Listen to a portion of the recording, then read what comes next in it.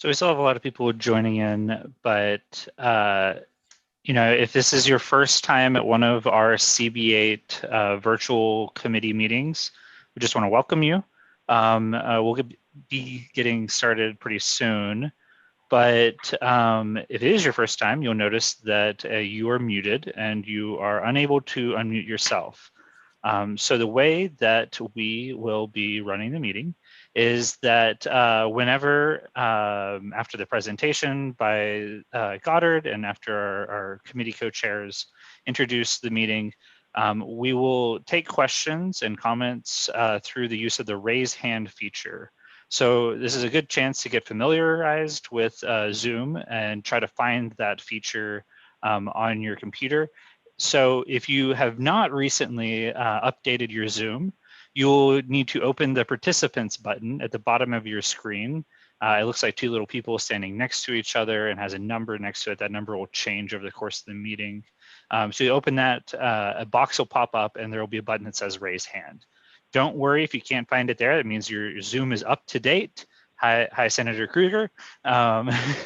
And if you cannot find it there, you will find it under the reactions button at the bottom of your screen. You may have to click more to find that reactions button. But once you click that, you'll see a button at the bottom that says raise hand. You don't want to click the hand that looks like it's waving because that will disappear after a few moments. And if you're on the phone, it is *9 to raise your hand.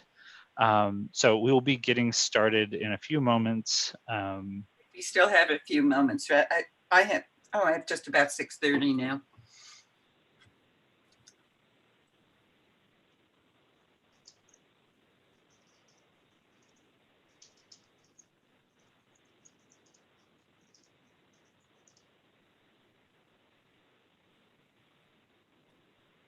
Still a lot of people signing in, Will?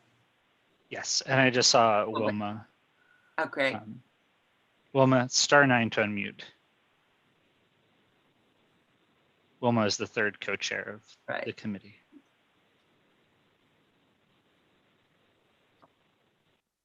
I see Ben's here. Ben is here. Hi. I'm here. Hi, Wilma. Hi. Hi, Wilma. Hi, Barbara. Good to speak to you again today.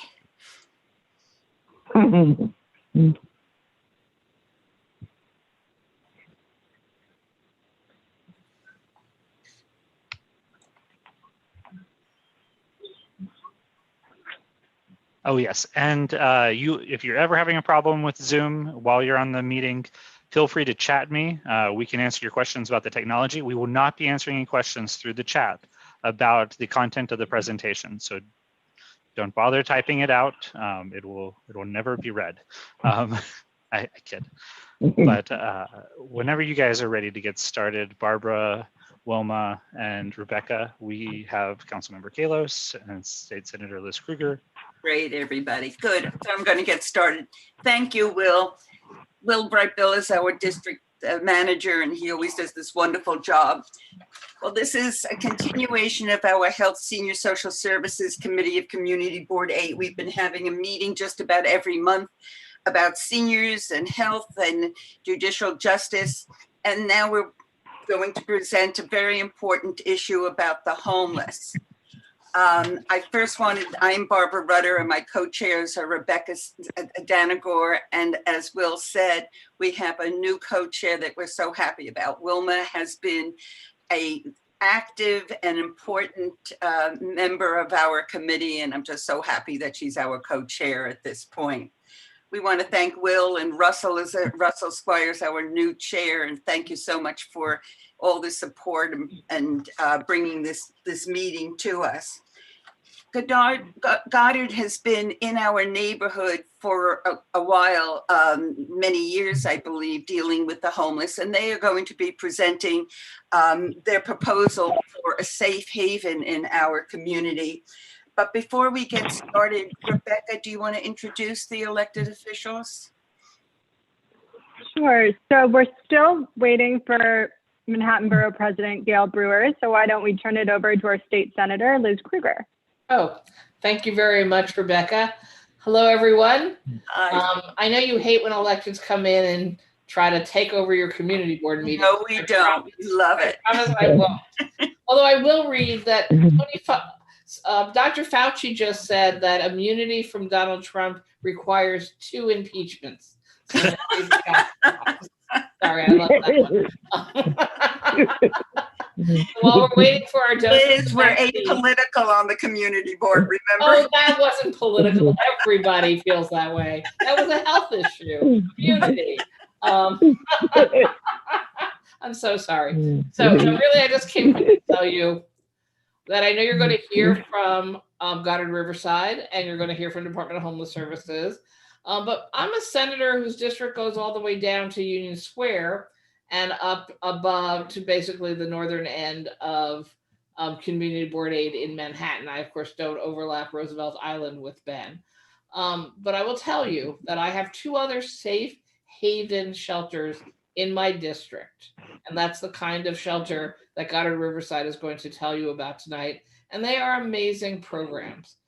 And Goddard Riverside is an amazing not-for-profit who is better known from the Upper West Side work they've been doing, but I've known them forever, and they have done phenomenal work for low-income New Yorkers and for homeless New Yorkers now for decades. And I see my good friend Larry Wood here as one of the representatives from Goddard Riverside.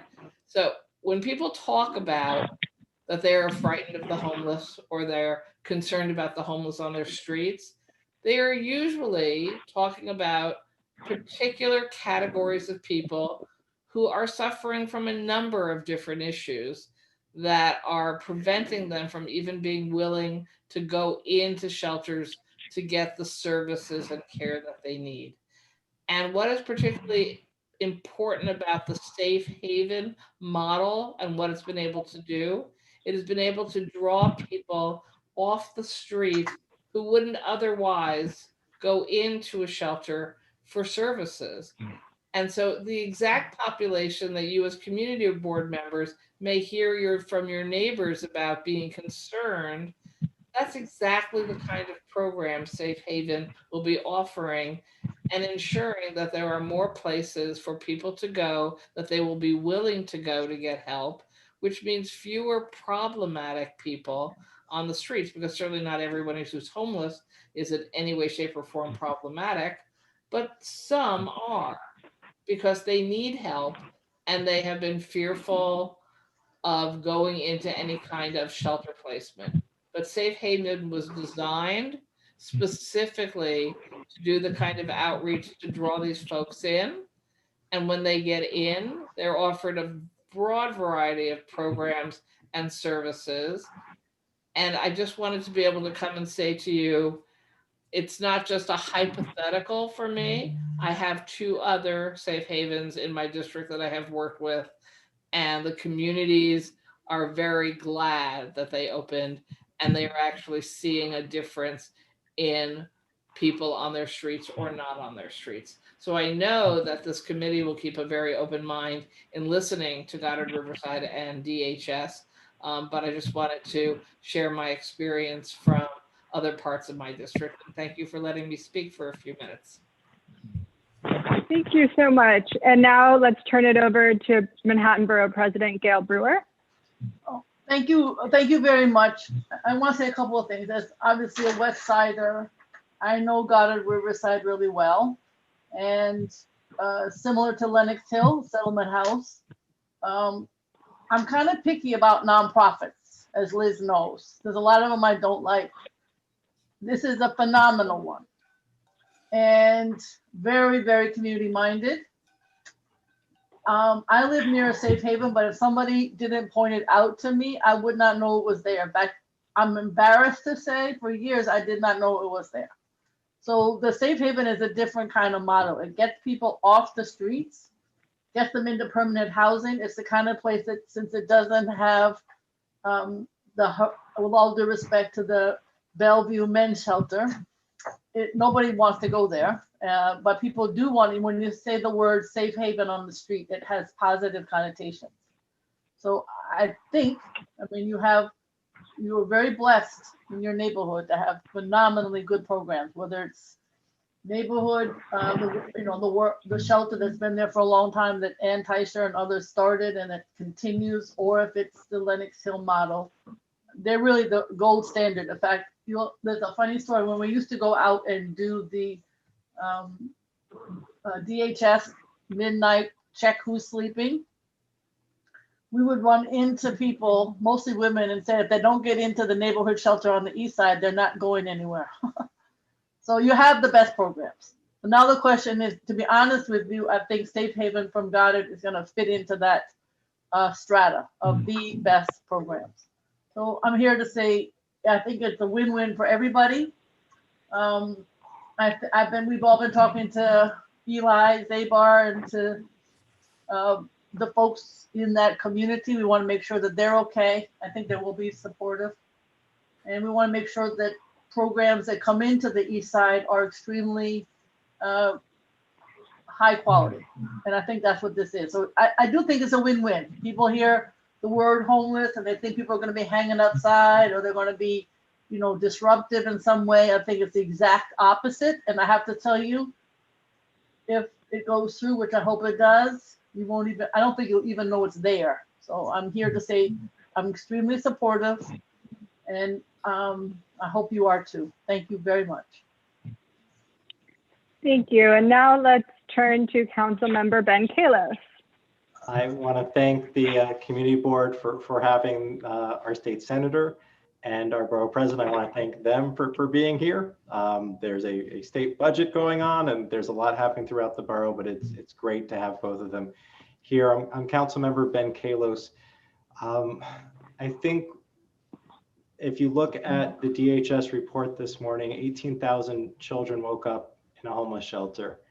And that is a hard thing for me to wake up every day, and it is even harder for them. 17,000 family members. So the face of homelessness in our city is families. We've got about 12,000 single men who are homeless. We've got another 8,000 single women, and that's just the people who are in the shelters. This isn't the folks who are unsheltered. And so I think in 2015 or something, after just Yom Kippur and fasting all day, I asked Rabbi Bolton, what can we do? And he said we should get folks together. And we started getting people together as part of the Eastside Task Force for Homeless Outreach and Services, because there's only one solution for homelessness, because homelessness only describes one trait, and that's housing. So we have this group, it's the Eastside Task Force, and the price of sitting at the table with us is working together to build beds. Whether it's across the street from your house or my house or even next door, that's the goal. And so we are in, I will say I've been openly aggressive with Commissioner Banks for not doing more to house the homeless, particularly in our district. And so I'm incredibly happy when I heard from Goddard Riverside and DHS that they might actually do more. Because it's 1 in 5 New Yorkers is unemployed right now, and we're we're just on the cusp of an eviction crisis. And so I also want to just recognize we do have Reverend Roy Cole here from the task force, who's been incredibly supportive. I also want to thank, we have Eastside Middle School here represented. They came out to welcome supportive housing across the street from where they are. Those kids are now going to PS 527. I also see some folks from co-op buildings who I'm hoping will be interested and supportive. Ultimately, one of the challenges we've had as a task force is trying to work with individuals who are chronically homeless in the neighborhood. And the issue is there's one person on 86th Street on the downtown entrance. There's one person on the northbound entrance. There's a person at 93rd by the subway. And we all know who they are. We know what they look like. We've gone to the trouble of trying to learn their names and have faith leaders sit with them and try to get what we can do to get them off the street. And what they're asking for is they're asking for housing. They're asking for low barrier entry. As Gail mentioned, folks don't want to go down to the Bellevue Men's Shelter. They don't want to be in a congregate setting. They can't be in a congregate setting during this pandemic. And so we're going to learn more about the Safe Haven, the idea of giving people a room and giving them a low barrier. And my hope is that the people from our community will have a preference, and that the person on 93rd, 86, 76, wherever it is, somebody who's been there for a while that we haven't been able to reach, that they're no longer going to be on the street at night. They're going to actually have a place to sleep during at night. So I am very supportive. I am hoping to hear from the community board. I want to hear, and I hope that you will be supportive. Nothing is a done deal. We want to hear from you. We want your support. And whether it's the supportive housing where we welcomed folks, or the folks in the hotel, which we welcomed, I'm hoping that we can show folks leadership and what open arms and open hearts looks like. So thank you for having us at the beginning of this, and I'm eager to hear from Goddard. Thank you. We have had several representatives from Goddard, and we also, Alani, I hope I pronounced your name, Alani Irvine. I know I didn't do that right. Roderick Jones is the executive director of Goddard, and I believe you're going to start with a presentation. Yes, thank you so much, Barbara. Thank you. Thank you. Thank you all for having us tonight, and thank you to all of the electeds. We want to just take a couple of minutes and do a presentation to give you a sense of Goddard for those of you who don't know us, as well as to share with you the elements of the safe haven. So I have several of my colleagues here that will share the presentation with us. So if you don't mind, Trish, you can.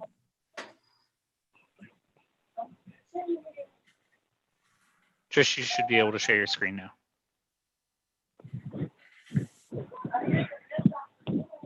If you can bear with us just 1 second.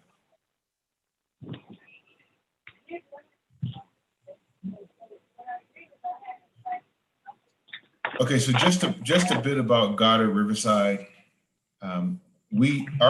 Our mission is relatively simple.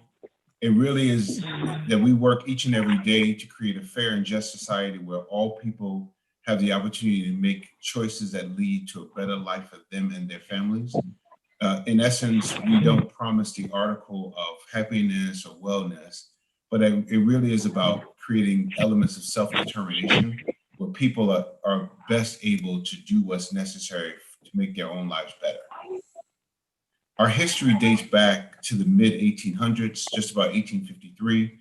We started out with the Wilson Industry School, primarily focused on helping young women build vocational skills so that they can survive in the absence of being married or having someone to care for them, but that they had the independent skills to live independently. We've had a presence on the Upper West Side since 1934.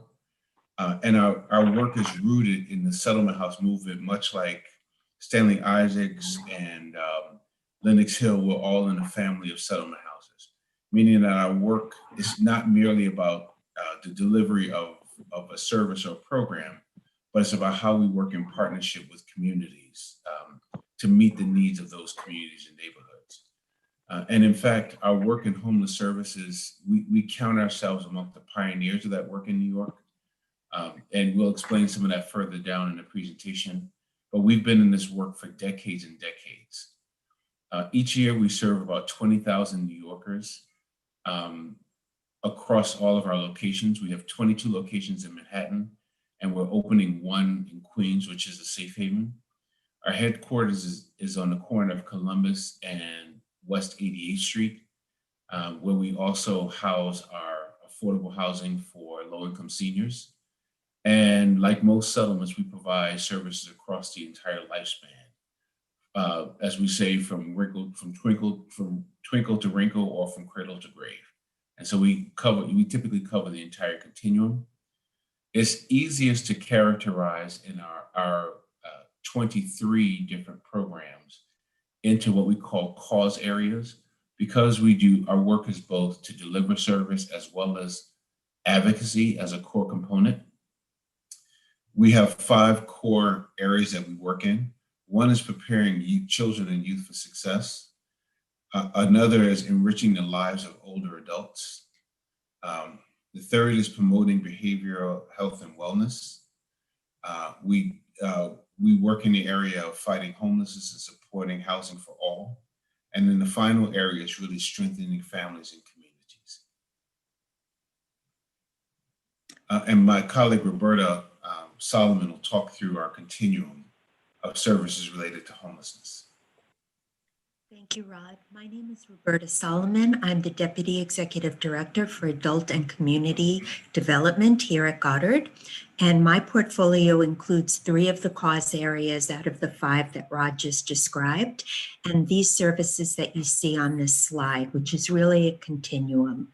So we do start out with advocacy for transitional housing, permanent housing, affordable housing, eviction prevention, and everything and anything related to keeping folks with shelter and a roof over their head. We have a resource center who serves adults and families across all the boroughs. We link families to benefits, entitlements, services such as legal services, immigration services, food services, and the goal is to stabilize people's economic situations. We have a law project, which many of you may be familiar with, which does tenant organizing as well as right to counsel to protect tenant rights and represent tenants in housing court to prevent eviction. We do the homeless outreach for the Borough of Manhattan, along with 2 partner agencies, CUCS and Breaking Ground. We operate 24/7, 365 days a year, and Goddard actually has the largest catchment area in the Borough of Manhattan. We do from the very southern tip of Manhattan up into 23rd Street, east to west, and we pick up again on 59th Street to 110th Street, east to west, so we include the Upper East Side. And our evening, overnight, and weekend teams actually go all the way to the top of Manhattan as well. So many of you may be familiar with our outreach teams that serve the Upper East Side. My portfolio includes supportive housing and the new safe havens. So currently we have 4 permanent supportive housing residences, 2 on the Upper West Side and 2 in Harlem. We have a total of 421 units. We serve formerly homeless and those who are at risk for homelessness, and we provide a wide range of on-site social services, medical services, psychiatric services, and anything and everything to help people remain stably housed independently. As Rod mentioned, we are about to open a safe haven, a 74-bed safe haven in Queens, in Elmhurst, which is going to open any day now. So we're very excited about that. That's transitional. And now we are bringing the East 91st Street project to you. In addition to all of this, we have several mental health programs. We have a ACT team, which is licensed by the Office of Mental Health, which actually serves most at-risk clients, and we go out in the community to meet people where they are, and it's an interdisciplinary approach. We have the Top Clubhouse, which is member-driven, a psychosocial clubhouse on the Upper West Side. We have something called the Greenkeepers, which many of you may have seen. We go out and clean the streets, we beautify the neighborhood, we take care of trees and bushes, and that is a social enterprise program, and that is part of Top Op, which provides supportive and competitive employment to those with mental health diagnoses. And we have been also helping Project Renewal get their work program off the ground on the Upper West Side. And finally, we do job training and community integration. Next slide. So to continue, just as Rod had mentioned, we've been doing this work for a very, very, very long time. We actually were on the forefront of developing homeless outreach. We started with Project Outreach, Project Reach Out, which I believe was in 1997. And we were founding members of SHINY, which is the Supportive Housing Network of New York. And we really helped to create the Housing First model. And we are recognized nationally as pioneers in homeless services. And in 2007, we helped form the Manhattan Outreach Consortium, of which we were the lead agency up until 2018. Next slide. Oh, I want to introduce my colleague, Kimberly Wing, who is now going to take over. Thank you.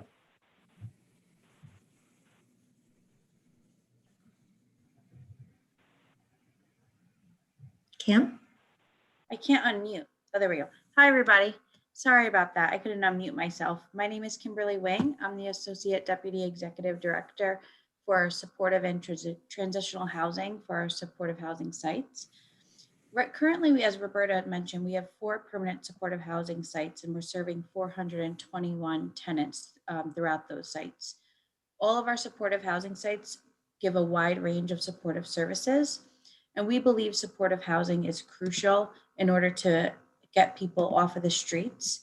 But at this moment, there is a real shortage of affordable housing, and moving people off the streets becomes very difficult because of that shortage.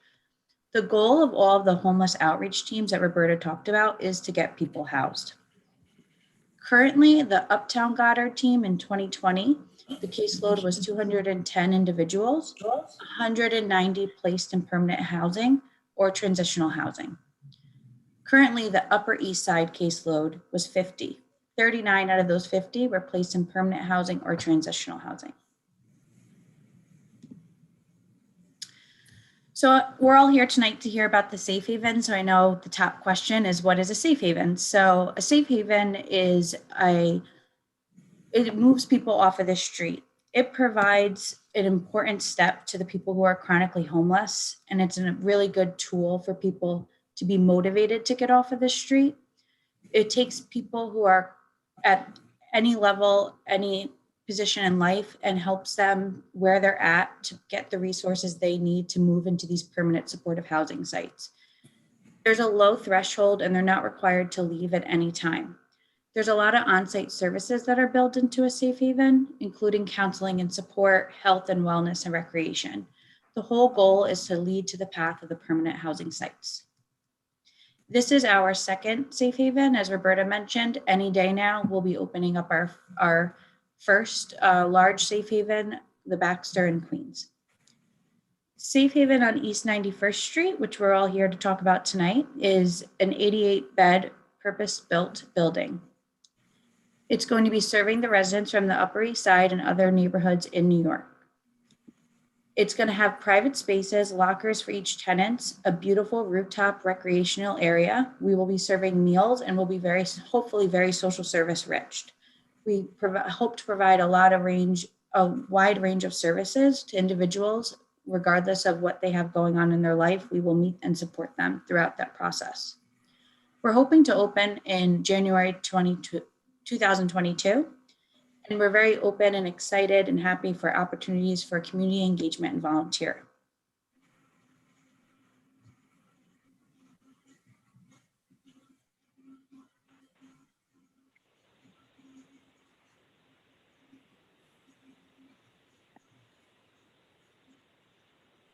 Okay, I think we can turn it over to questions, and we'll be calling on the public first before board members. If you would like to ask a question, please raise your hand.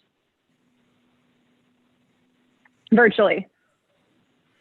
Yes, just a reminder, if you can find the raise hand button either by clicking on the word participants at the bottom of your screen and finding it there. If you do not find it there, that's okay, do not worry. Find the reactions button at the bottom of your screen, click that, and you'll see a raise hand option there.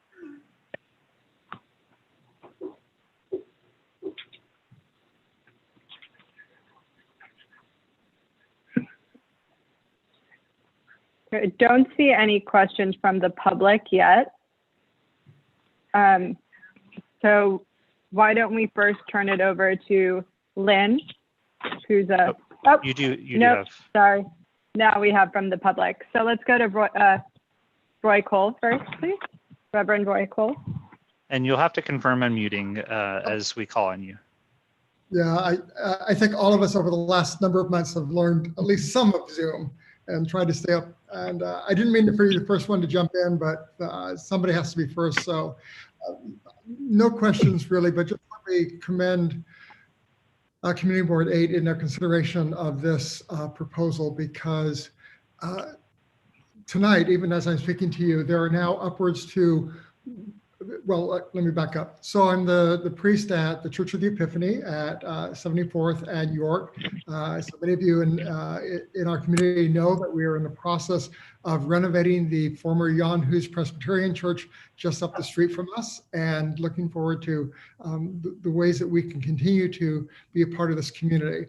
The Church of the Epiphany has been an Upper East Side church for almost 180 years. So we're a little bit older than Goddard, but we are long-term providers here in New York City.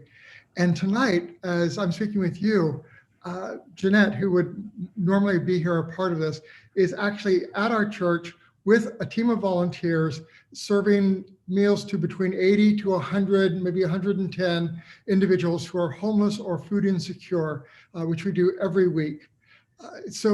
And in addition to that, one of the things that makes this project with Safe Haven particularly meaningful to me, and why I hope that you will support it, is in the time I've been here for about 2 years now, and while in all of my churches, I've always had a component that is related to homeless services throughout the entire age range, from teenagers who are living out on the street and involved in the sex industry, all the way up to what we're looking at here. But I know that some of the fears that people have around homeless individuals, I have to tell you that my experience is that I find them welcoming and gracious, and it breaks my heart to say this, but every night we have at Church of the Epiphany 3 gentlemen sleeping in the alcove entrances of our church. And as one of our other church members said, they are so wonderful to us, and we try to be as supportive as we can to them. And I know tonight they're having dinner with us. So I commend this to you, that we as a community and as people as people of goodwill, recognize that there are people in our communities who, for not because they did something wrong, or not because they couldn't pull it together or pull themselves up by their own bootstraps, but just life handed them just crisis after crisis, dilemma after dilemma, challenge after challenge, and they found themselves living on the street. And Goddard Riverside and Safe Haven is a way to help them step back up out of that. And what I particularly like about this program is the fact that it is a transitional program with a very low threshold, because we really are looking to target those individuals who are most at risk, who just can't find their way to function within the existing shelter system. So with that, I'll shut up, but just please know that Church of the Epiphany and I, whatever we can do to help, we're here for you. We commend this program and very much hope that the community board will support it. Thank you so much. Thank you. Next, we'll turn to Michael Rawlings.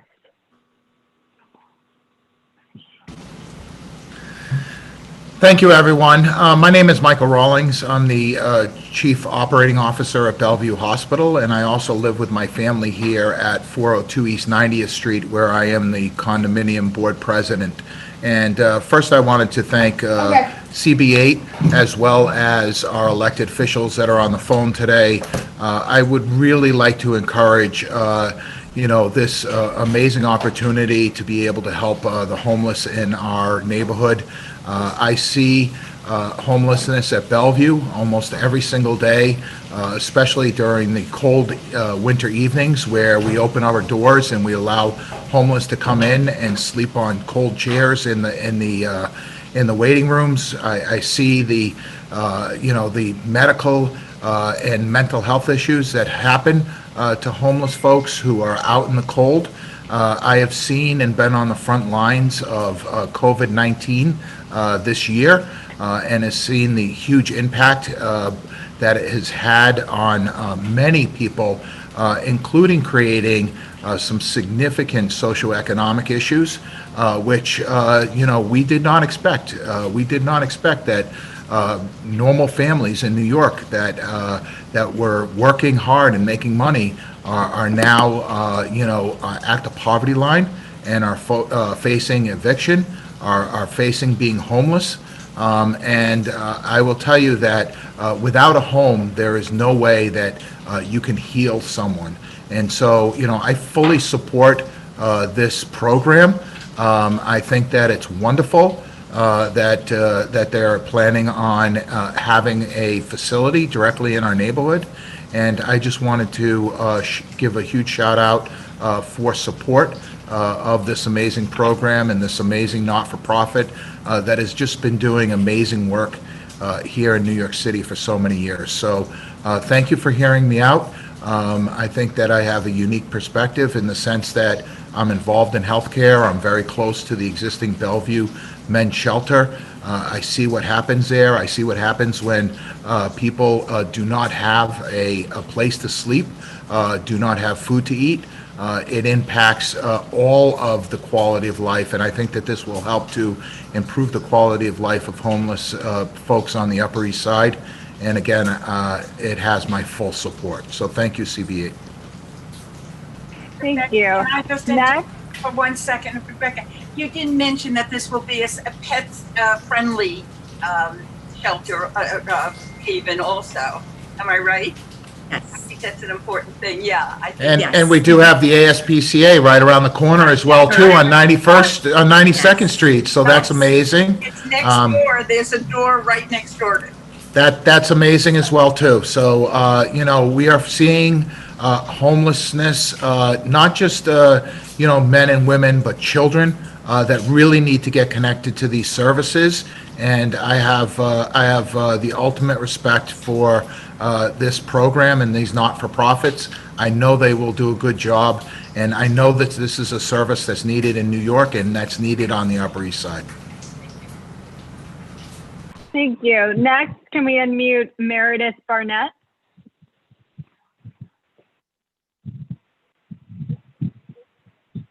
Hi, let me turn on my video. Hi, my name is Meredith. I live in the neighborhood. I just actually learned about this proposal recently and decided to listen, and thank you for sharing and for providing all the great information. And thank you to everyone who's doing such amazing work to help the increasingly challenging issues around homelessness in the city. I'm a mom of 3 young children. I live on 91st and First. It sounds to me like Goddard is an incredibly, a wonderful organization and one that we should be supportive, but there's a piece of me, maybe a piece of me that I don't want to admit to, that is concerned. And I wanted to just hear a little bit more about the population who will be coming in, and maybe have my concerns allayed a little bit around how parents in the community should feel, especially just knowing there is the school nearby, a lot of families in the neighborhood, Asphalt Green, the Sacred Heart Gym, Elite Gymnastics, all right there. I just wanted to sort of hear a bit more about that. Thanks. So, and I think maybe in answering this question, since I don't think you guys touched on it during the presentation, you could go over a little bit what security you have in place, so that maybe that'll help some concerns as well. I can start out, and whoever would like to join, that would be wonderful. So absolutely, I understand how you feel. I'm a mom too. This safe haven is going to have 24-hour security, 7 days a week. We have also been approved by DHS to have security in front of the building during all of the hours where children might be out on the street. And the population are the people who are already in your neighborhoods. These are the people that you're already seeing on the streets. This is the chronically homeless.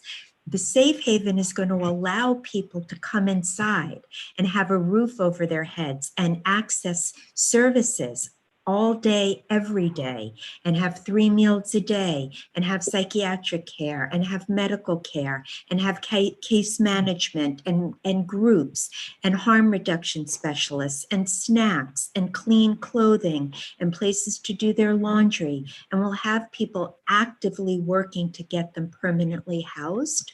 So it's not that there's going to be new people coming into your neighborhood or increasing the amount of people out on the street. It's the people who are already out in the neighborhood. And this is going to provide a safe, supportive environment for people to maximize and become their best selves with security and with staff on every single day. Yeah, and if I can jump in. Is it Noah? Meredith, we with this, as you know, we were part of trying to help with the situation on the Upper West Side, and we have been listening to a lot of the same kind of concerns.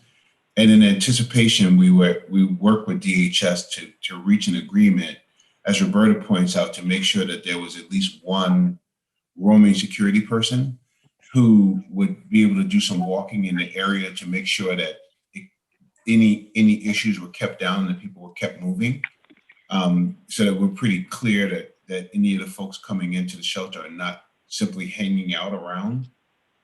In addition, as Roberta points out, our outreach teams are on the Upper East Side every day, 24/7, 365 days, 365 days a year. The unfortunate portion is many of the folks that have made encampments in the neighborhood where you are the folks who we're really trying to house. So essentially, the people that Reverend Cole talked about are many of the same folks we're trying to move from the corners and the doorways or in train station alleys into permanent housing. And if I could just add to what Rod said, I just want to add to point out that it is low threshold and how important that is for people to be willing to come inside. And because we're pet friendly, sometimes people don't want to come inside because they have animals that they can't bring in with them. So that removes another barrier to people's willingness to come inside. We're going to have a roof deck where people can have recreational activities, where people could go to smoke. We also have a huge recreational area inside the facility. So we really do think that it's going to reduce people being out in the neighborhood. I'm sorry, you were going to say something? No, I just say, I don't, I know, I see people around 86th Street. I don't really ever see anybody around 91st Street at all. And I'm there every single day. And of course, want to be welcoming, as does hopefully everyone in the community. But and I appreciate your answer so much. I just, it's helpful to know that there won't be, if everyone should feel welcome to hang around the neighborhood. But again, I'm sensitive to the fact that there's a playground right there and little children, and it is something that I know I'm not alone as a parent worry about. But thank you for your responses, and it does sound like you're on top of that. And maybe I'm missing something, and there are more folks right on 91st Street than I ever see. But I live on that corner, and I never ever see anybody really there. And just to sorry. Yeah, and this is Go ahead, Rod. Sorry, this is Shane Cox. I'm from DHS. I'm in the Street Homeless Solutions Unit. So just to reiterate a little bit, I can just speak kind of broadly about how outreach teams, go about making the placements. The placements into these sites are going to be done through the outreach team or through DHS. And I just want to really, again, just reiterate that these sites are really built around and geared towards the most vulnerable people on the street. And the whole point of them is just more than a bed, as Goddard's been saying, is really to help them thrive, to stabilize. And the outreach teams are making these placements and these referrals with a lot of thought, a lot of clinical insights, a lot of kind of strategic thought around where people go. And really their goal is to make sure that people are going into an appropriate setting, a setting where they're going to thrive and where they're going to feel welcome and when they're going to be successful. And it's really an advantage that Goddard is here as the outreach teams and this site. So there'll be a lot of integration, a full spectrum of services. And I know the outreach teams continue to work with the safe havens. And if there are issues, they'll continue to work with them and work with the clients and just make sure they're all engaged in doing whatever is possible to make the clients successful, make these placements successful. And just to clarify, before we move on from the Question, when you said there would be security when children were there, you mean to include drop-off, correct? Yes. Yeah, we're Thank focused you. on a 12-hour period, Meredith. During the time, particularly during the time and during the day when kids are around, making sure that there's a security guard that walks and roams.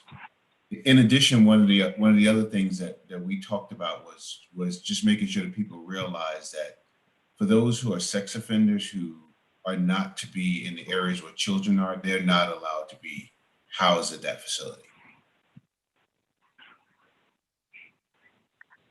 So everyone, hi, this is Leilani Irvin, Manhattan Director for DSS. Just to piggyback on that, everyone coming into our system, whether it be through assessment done by Street Homeless Outreach, who has the ability to do direct placements, which is off the street and into a safe haven site or one of our stabilization beds. Or if they're going through 30th Street intake, they all are assessed and screened. So that's what that's the front line of defense, where we can make appropriate shelter placements for anyone who is flagged or presents that they have any residency restrictions as a sex offender. And so that placement, we put appropriate placements from those based on the assessments. Larry, did you want to say something? No, I just wanted to make that particular point. Because of the proximity to the schools, there is a bar on sex offenders with residential concerns. And the timing of the security, we really want to work that out with the consultation with the community and knowing the school drop-off times. I know the Sacred Heart is down the block with their gym. I understand they bus children over from the main campus back and forth to the gymnasium. So we're aware of these things, and we want to get additional feedback so we can plan accordingly. And I want to just, in terms of our history with this, we actually started Project Reach Out, not in 97, but it was in 1979. It was backward. Yes, so we have a long history, and while safe havens are a new operation for us, we've been also working with stabilization beds and pioneered a lot of these tools that were developed that we know are effective at engaging folks and helping them accept the services and taking that step to getting the help they need so we can eventually get them into permanent housing. And there's like 3,000 to 5,000 chronically street homeless people in New York, if you go by the counts. So this is a solvable issue, but we have to generate the political will to get the job done, which ultimately means permanent supportive housing. That's ultimately our goal here. So saving SROs or building new permanent housing has really been one of our objectives. And when we opened Project Reach Out, Bernie Wall, the executive director of God of Riverside at the time, said, our goal is to put ourselves out of business. We didn't want to be in the business of having to do homeless outreach or this type of work. And working with the Interfaith Assembly on Homelessness and Housing for many years, they had a vision how to end chronic homelessness in New York City and building the blessed city. So we know the policy issues around building permanent housing, income support, homelessness prevention. We just need to generate the political will in this country and city and state to get the work done. Thank you. Next question from Ben Wetzler. Hello, my name is Ben Wetzler. I live just kind of down the block and then across the street from where the facility is supposed to be. And I just wanted to say, first of all, that I'm familiar with a lot of the work that Goddard Riverside has done, and I'm very excited and happy that you guys are going to be coming to our neighborhood. I know that you had a whole bunch of problems on the west side earlier this year, and I'm really hopeful that our neighborhood will be kind of more welcoming and more do a better job of working with you. The only question that I wanted to have is about moving people into permanent housing. To what, I know that you don't have a whole bunch of control over where you're able to move people and where you're able to do placements. You kind of have to go with wherever there's a vacancy in terms of affordable housing. But can you go into a little more detail about to what degree you try and keep people in the neighborhood? Because I know one thing that a lot of homeless clients at shelters deal with is that they kind of get used to living in a neighborhood, and then when they find out that they're kind of stuck between a rock and a hard place, where they find out that there's a placement in an affordable housing place in the Bronx or somewhere else, and then they have to leave. So can you kind of comment on that? I don't know who wanted to take that, but I can go ahead. And Kim, please jump in because Kim is on the receiving end of referrals since she runs supportive housing. Or Shane, please, if you want to jump in. I've worked with Shane for a really long time. Yes, we do everything we can. I mean, of course, it depends on what opens up and what units are available. And we do have an entire matching process within the Manhattan Outreach Consortium and the other outreach teams where we have a vulnerability scale, where we really are very, very thoughtful. We know our clients really well. We really do deep assessments. We pay attention to vulnerability factors. We pay attention to where they're most vulnerable, pay attention to where they're already receiving services, where they have community links, where they might have support, where they might have family and friends. And based on all of those factors, we make referrals to whatever opening has become available. So we try our best to make the matches as meaningful as possible. And of course, the person always has the opportunity to refuse a placement if it's not what they want. Yeah, I'll jump in as well. Thank you, Roberta. The whole goal when moving someone from a safe haven to permanent housing is stability and making sure that it's an appropriate match. So if it's not an appropriate match for that individual, the retention rate of them staying in permanent housing is going to be very limited, and you're going to see that person back on the street typically in a pretty quick amount of time. So working with the individual, getting to know them, getting to know their preferences, what works for them, what doesn't work for them is crucial during that time at the safe haven, and then finding appropriate matches. We can't necessarily say if someone wants to live right on 100th and in York, we could do that. But, we will do our very best to meet them where they're at, where the preference is, with the goal of long-term retention rates and supportive housing. And I would just say this team is exceedingly creative, and some of the work with street homeless is it can be very difficult, and they're very creative, and they know the system, and they know how to place people where they need to be placed. So just to reiterate that, they're just very, very thoughtful about where people go and making sure everything is appropriate. And if somebody really wanted to go to the Upper East Side and was really an appropriate placement, I think the teams would absolutely figure out a way to get them there. And they know the system and they know what needs to be done. So yeah, it's not about short-term answers. I think the other thing to add to that, Ben, is that one of the beauties of the safe haven is it's not as if you have this cyclical population that every other day is a new group of people. We have time to work over time so that we can figure out what those nuances are with their placement. And if they don't accept the next placement up, it doesn't mean that they're back on the corner the next day. It means that we're continuing to work with them until an appropriate opening occurs, which is why we like it. It's a good medium between where they are and Thank you. Rebecca, may I ask, with this, do you try to put them in supportive housing or just apartments as they come available? Do they go from the safe haven to supportive housing or not necessarily? A lot of it depends on the person's capability and their ability and the degree of independence they can live. Kim, do you want to, I'm sorry. Yeah, so when someone's at a safe haven, they have to go through a process of making a housing application. And this application goes through a bunch of different vulnerability factors that determines their level of independence. And then they get matched to certain categories of housing based on that. So some people might be able to go to a unit in a fair market unit in our community. Another individual will need a very high level permanent supportive housing. Someone else might just need some minimum support. So it all really depends on that person and where they're at and what's gonna make them most successful, which starts from day one. And their housing packets really determine what category they fall in. And then we work with those housing providers. You know, we have a Women in Need project right across the street on 91st between 1st and 2nd.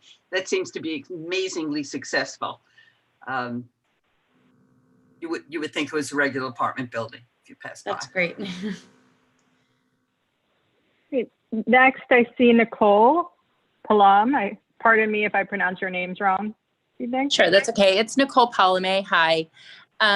So I just wanted to mention, one of the reasons the Upper West Side differed greatly from the Upper West Side is we had a really great partner in the Doe Fund. And I want to thank Billy Freeland, who's on here from CB8, who connected our group, New Yorkers for Safer Streets, with the Doe Fund early. They've been extremely responsive to community concerns and questions, and never been defensive or combative, and listened to everyone's concerns and really followed up. I'm not as familiar with Goddard, but I'm hoping to see that same transparency, accountability, and two-way conversation when residents do have early concerns, because I do think that made a huge difference, especially throughout the pandemic.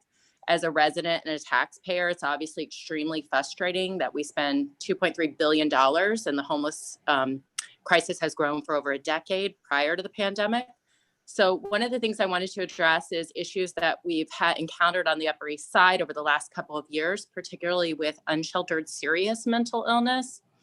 One of the reasons that people don't go into shelters, we hear a lot, is because of safety issues inside the shelters. There's bad things that happen inside and it keeps people away. Particularly those who suffer from serious mental illness are more likely to be a victim of crime and avoid shelters for that reason. My daughter and I and my son were attacked a total of 3 times at their bus stops by a seriously mentally ill person. And I heard that you mentioned services and treatment. That sounds great. I just want to learn more about that, because these individuals deserve and need serious help and treatment and services. Neither on all 3 occasions, I did not go to the police. It isn't I know that they're going to be worse if they go to jail. So I'm curious about your program's effectiveness in helping get these individuals off the street. Do you have outcome data? And will you provide reporting on the success of your programs to the community on a regular basis? Should I take this? Go ahead, Jim Kim. We'll follow up. Hi, Nicole. First, I just want to say I'm really sorry to hear that you and your family experienced that. And my condolences for that experience. And thank you for sharing it. I think your questions are on point.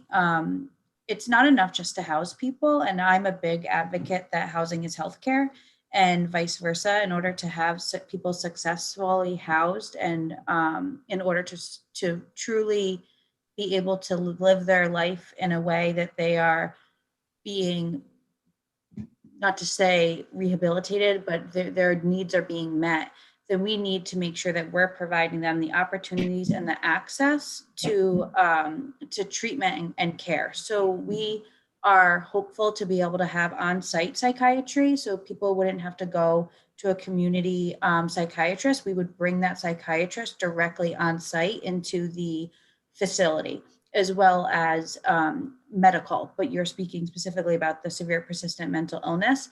And, it's a matter of access, it's a matter of resources, and our goal is to provide them with such low barrier to those treatments, and then be able to support them throughout that process of accepting the help and really making it a hand-in-hand treatment process with our case management support, with all of the other social services on site.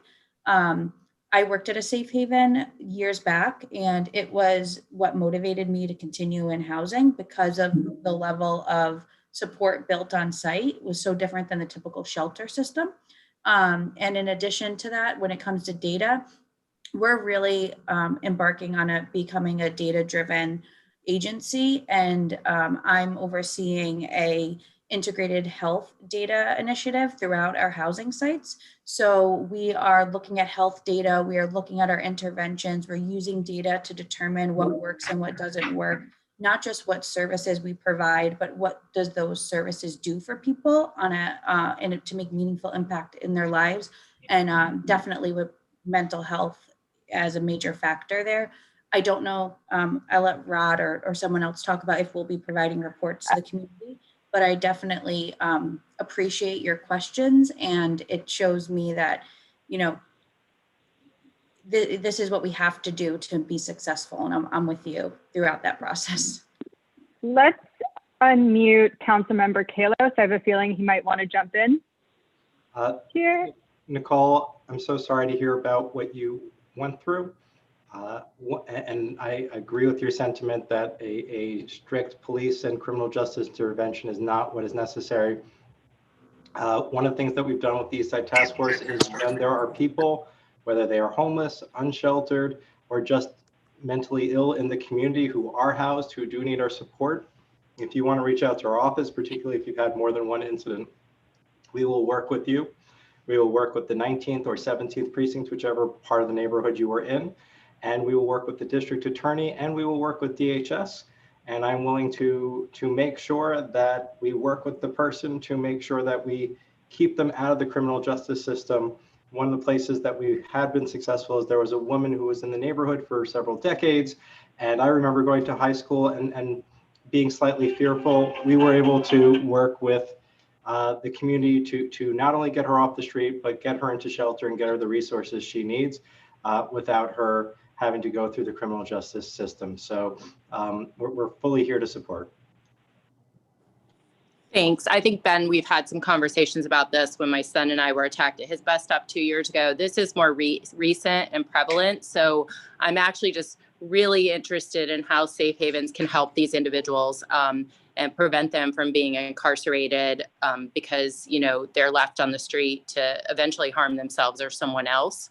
I don't want to see that happen, and we strongly advocate against that with our group. So, you know, I would really be curious about when the safe haven opens, if you're taking those individuals in on reporting that to the community in some regular format, whether it's at Ben's First Fridays or in some other direct line of communication with the community. I think that would be really helpful and just make people really aware of the success in serious mental illness and the Housing First initiative.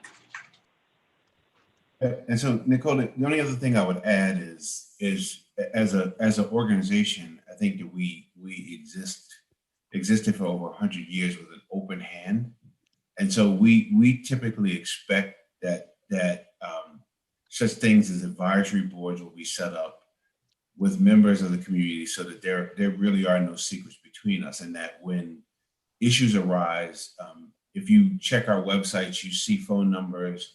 We list phone numbers. My phone number is not the phone number to my assistants. My phone number, the phone numbers for our senior leaders are all available for the community. We actually would prefer that people just call us when something arises so that we can get at it right away. And like some of the other providers, we operate permanent supportive housing for folks who have been on the street for 30 or 40 years with chronic mental illness, and they're right next door to luxury apartment buildings. And anybody in those adjoining buildings will tell you that if ever even there's a noise issue, they call us directly and we're right on it. We also will be inviting you back to the community board to give updates. Yes.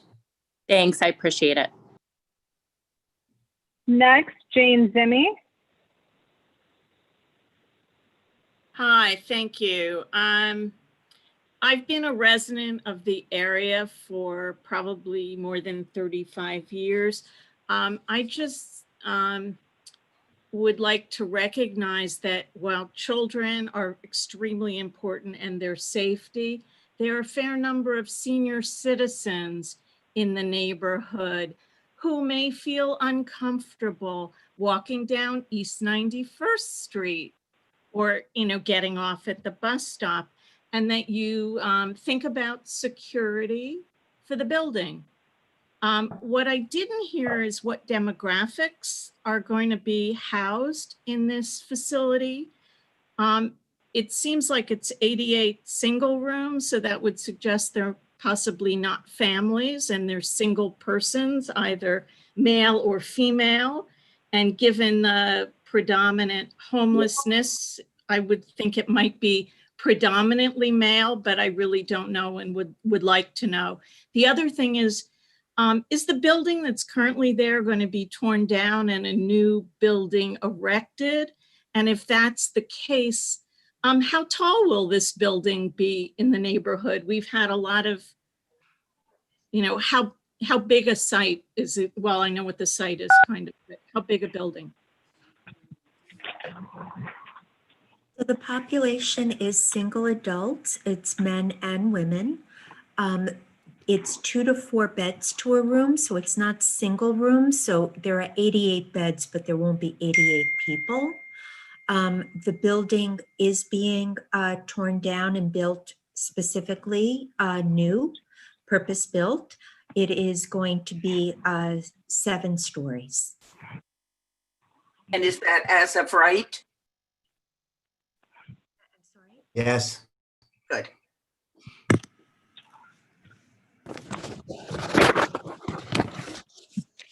Okay. Next, let's go to Kim. Hey everybody, I'm Kim Oscar-Rotolo. I actually live on 91st Street, just west of First Avenue, so not very far from the site at all. I'll be quick. I came here to get more information because I just heard about this a few days ago and I was really impressed with the presentation, especially with the answers to some of the questions regarding security and a little more information about the services that were being offered. I think it sounds like a great project.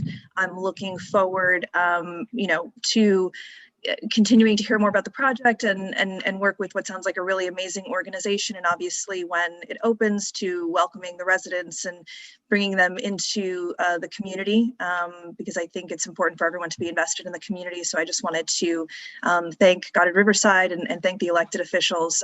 But as somebody who will be a neighbor of this facility, I am very optimistic and very supportive of this going forward. Thank you. Thank you. Next, let's go to Ahana. Hi, so my name is Ahana and I'm in 7th grade at Eastside Middle School. I'd just like to say a few words about this. So first of all, I think that the safe haven is a great idea, and I feel that it's very important to help people feel welcome so that they can accept these services. And that it's also important to empathize with others to try to understand how you would feel if you were in their situation. And I think that this is something we will achieve through the safe haven. But I also think that we have to keep in mind that we will never fully understand what people are going through, but we can at least try. And that's also something I think we will accomplish with the safe haven. And just being one person on this planet, I cannot stress enough how much an act of kindness can make a difference to the world. And that's why I fully support the safe haven. And yeah, it actually kind of reminds me of a book I read in elementary school called Each Kindness by Jacqueline Woodson. And the messages in this book are very relevant to today's world and to the safe haven. So yeah, I also think that we talk a lot about giving people resources and the help they need to push through. And I think that's very, very important. But I think that what we don't realize sometimes is that we need to make the effort to help them accept our help. And it all goes back to that same theme of empathy and making people feel like they can take our help and that we wholeheartedly want them to do so. And I know that, sympathy is one thing, but we can take that next step towards empathy with the safe haven. And that's why I'm so excited to be a part of this, and I'm so grateful to be here tonight. Thank you from the bottom of my heart. You give me hope for the future. Thank you so much. And in a couple of years, please apply to the community board. I actually want her to apply to Goddard. You're bringing tears to my eyes. Can we just unmute Ahana for one more second so she can tell those who don't know where her school is located? Yeah, well, it's located right around the same place that the safe haven will be. So I think that's really exciting that this is happening. Thank you. Wow. Thank you. Next, I see Dale Heller. Hello, my name is Dale Heller. I'm an 8th grader at Eastside Middle School. And I'm a leader of the Helping Homeless Women Committee at my school. And just helping the homeless is a really just important thing to me. I fully support the opening of the Safe Haven.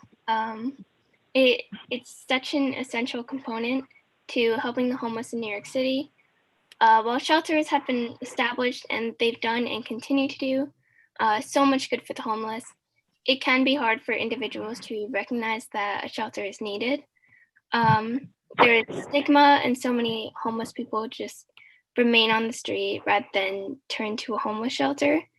And this safe haven will provide an opportunity for homeless people to receive the help they require for mental health, for transition to a permanent living situation.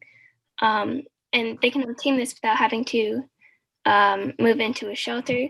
Just this is going to be such an immense help for the homeless.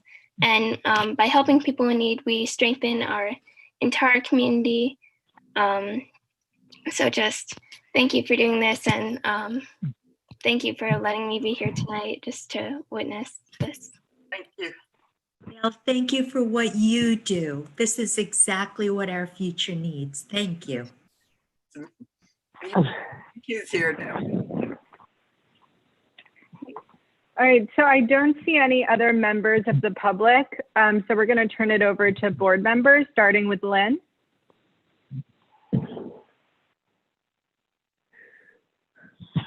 Hi, good evening. I am so honored to follow those two incredible young ladies. And I am thrilled that they are in our community and look forward to their futures in the community. I would like to say I'm in support of this, and that my question has to do with the catchment area. And I'll explain specifically why. I represent Roosevelt Island in Community Board 8. And I just recently this week heard of someone from Roosevelt Island that was looking to find a shelter, and that they spent a night going around to all the shelters in Manhattan and were turned away, and they literally spent the night on the street. And I just would personally like to know a little bit better to be able to advise someone under those circumstances, because I was horrified to hear that they ended up not being able to find a place to go to. They have found some place. We've been able to facilitate that, but just to have an understanding of, will you accommodate Roosevelt Island in your catchment area? And then how do I direct someone in the future in that circumstance? Thanks so much.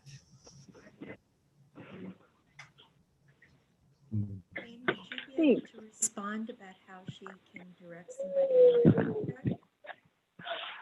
in terms of somebody who's looking for shelter? Roberta, did you want me to respond? I didn't hear you. I was asking Shane to respond about how she could help somebody who's looking for shelter in general. Oh, the second part of her question. I can answer that. Can you all hear me? Yeah. Thank you. Hi. So yes, we have several different points of entries depending on the population. We have intake for families with children, which is located in the Bronx. That's called PATH. And then we have 2 intakes for a single adult woman in need of shelter. One is located in the Bronx. That's called Franklin Avenue Intake Center. And then there's one located in Brooklyn. I can try to drop an excuse. I have construction going on in my background, so sorry if it's loud, but I can put in the chat all of the links to our intake centers in the DHS shelter system. The one that's in Manhattan is 30th Street. That's an intake shelter for single adult males. and adult families. So that's the only intake center that it's a two-prong intake and assessment system, which is very unique. And then there's another located in Brooklyn for single adult men. But don't want to confuse you, but that's very separate from what intake looks like on the street homeless outreach side. So when the outreach teams on the street, when they engage and assess individuals, they have the ability to kind of somewhat bypass that intake process, whether it be for women at Franklin or the Women's Intake Center in Brooklyn, or for the single adult male population. It's very rare. I don't think there's ever been I would allow streets to speak to it, but we oftentimes that we don't find that we're engaging families with children on the street. So there's a separate intake for that population should they need to access shelter services.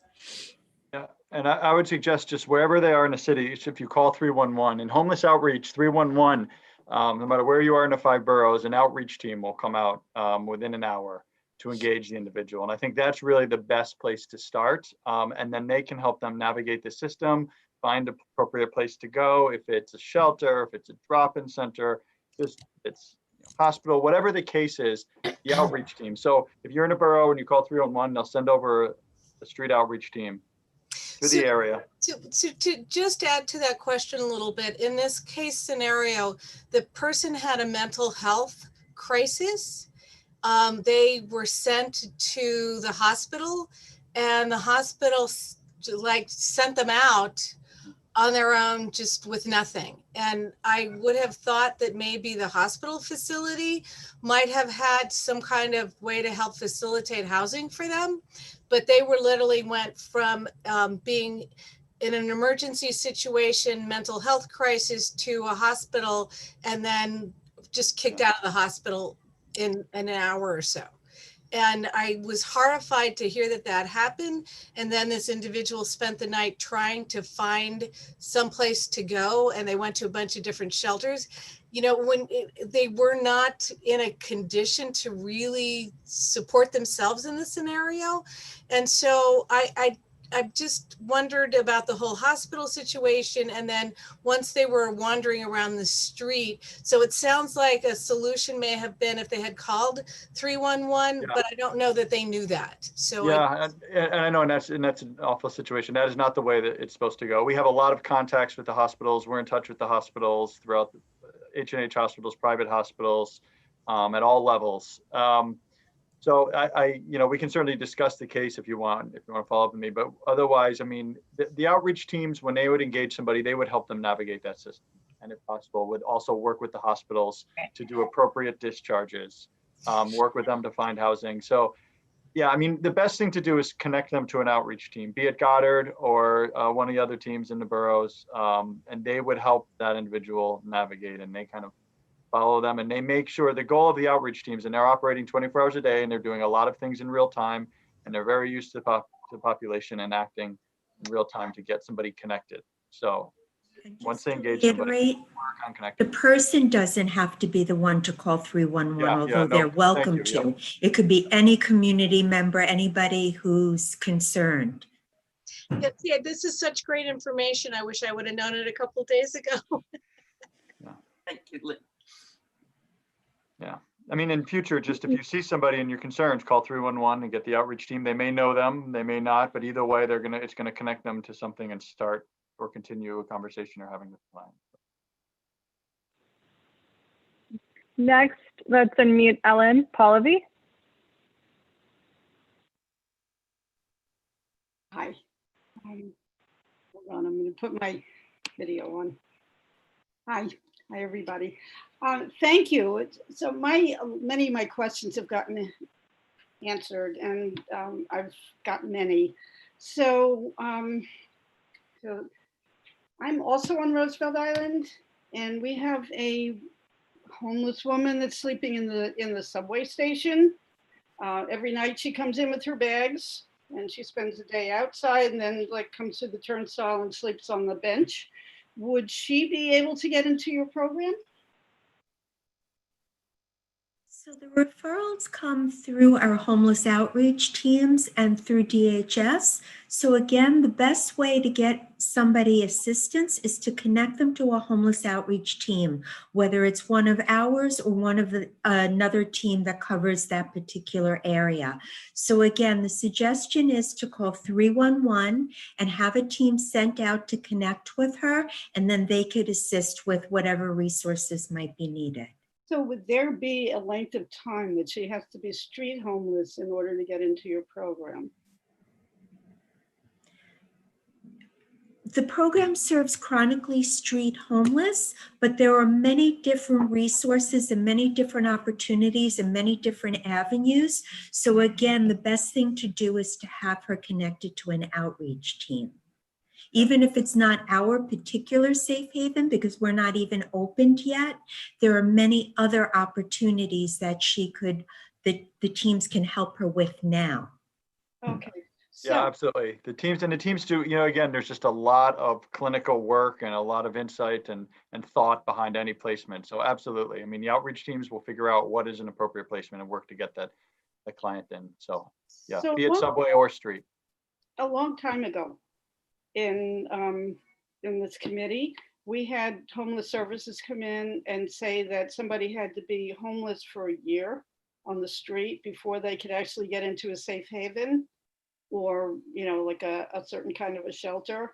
So is that the case with yours, or is it a little bit, you keep saying it's a lower bar?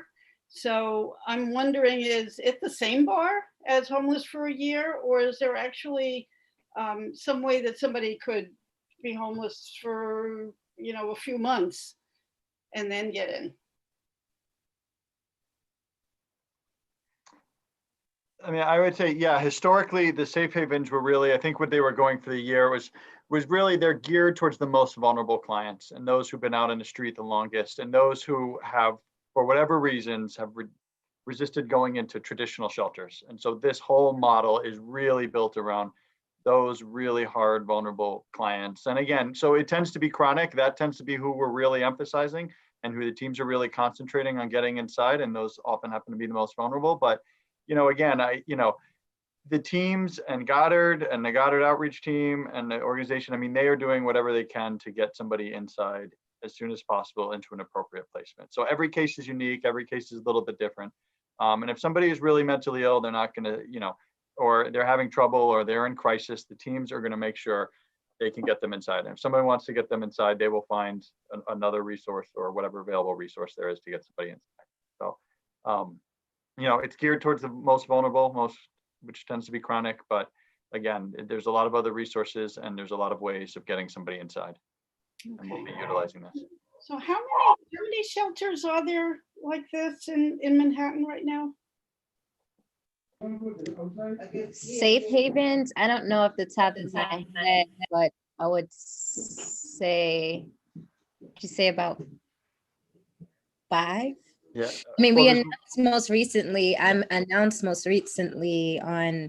a Safe Haven and Community Board 2, a Safe Haven and Community Board 1, another in Community Board 3. So several are coming online as this administration and this really wants to triple the number of bed capacity for this street homeless population. So we're really looking for high quality providers such as Goddard to come online. So we're really thrilled to be in, which is really unique about this program is that they welcome pets.